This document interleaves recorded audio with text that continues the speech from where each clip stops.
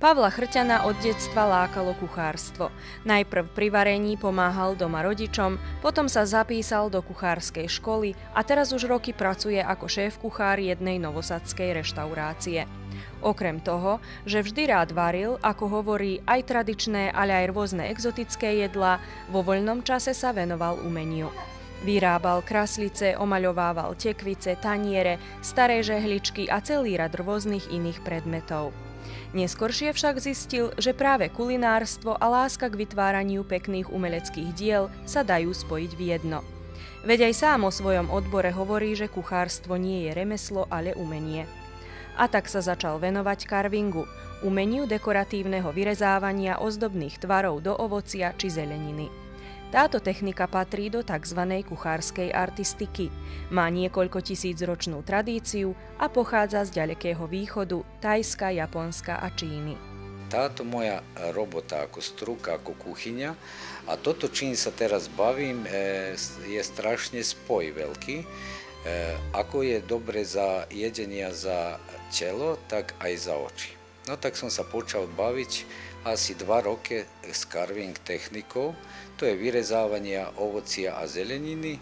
Som obkolený alebo obkrúžený so zeleninou a ovocím po celý rok.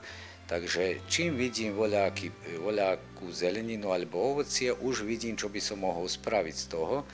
A rada som, keď to môžem položiť pred hostí, ktorí k nám prichádzajú, a keď vidím, že sa z toho radujú, keď voľakomu spravím bar na tváre úsmev. Z akej zeleniny a z akého ovocia sa môže tvarovať? Čo všetko vy používate? Ja neviem ani presne už z ktorých všetkých vrstov som robil, lebo od cibuli, od praziluku, od jablka, geregy, melónu, dini, ananasu, zemiakov, papriky, ani neviem presne, z čoho všetko som už robil. Robil som také figúry z kapuste, s paprikou a všade som položil tomu už či je kuchár, alebo je opica, alebo voľako iné zvieratko, tak som kuchárskú čapku, to bolo ako typické pre kuchyňu.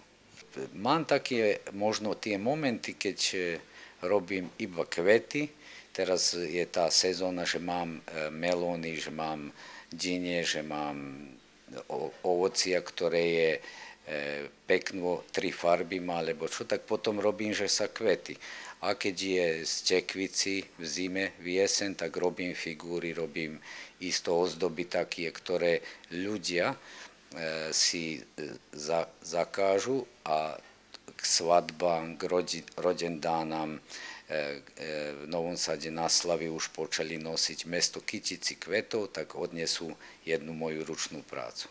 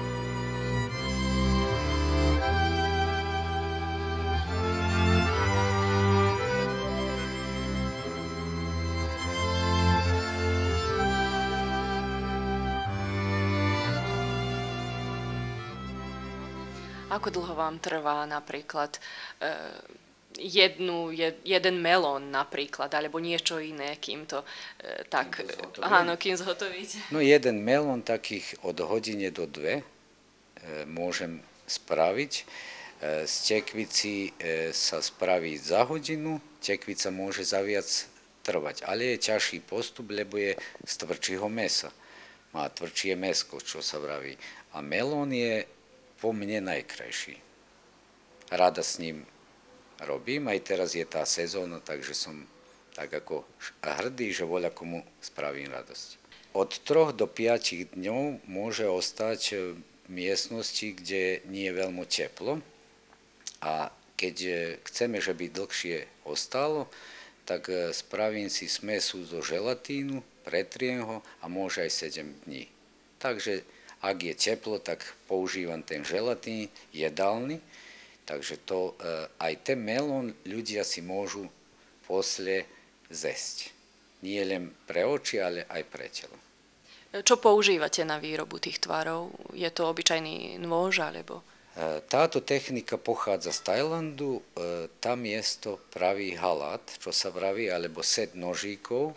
Ja to nemám, mám jeden taký zakrivený nožíčok, ľavou rukou robím a rada to robím.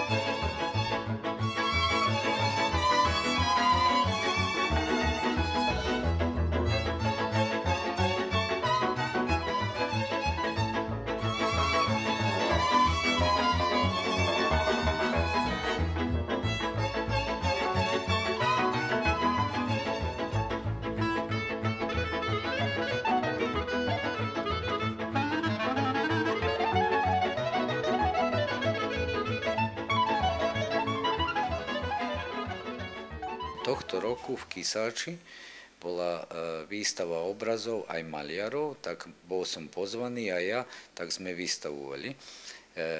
Volaný som do Hložian, ktoré bude v týchto dňach. Rada by som odišiel aj tam. A mám priateľov cez Facebook, takých 1400 zo sveta, z Indonézii, z Koreji, z Tajlandu, z Japonska. A už ma na zopár mestov volali, aby som vyšol na tú výstavu. Žiaľ Bohu, ešte nemôžem, všetko to finančne koštuje, ale som rada, keď ma zavolajú, keď si voľa kto všimne to, čo ja robím.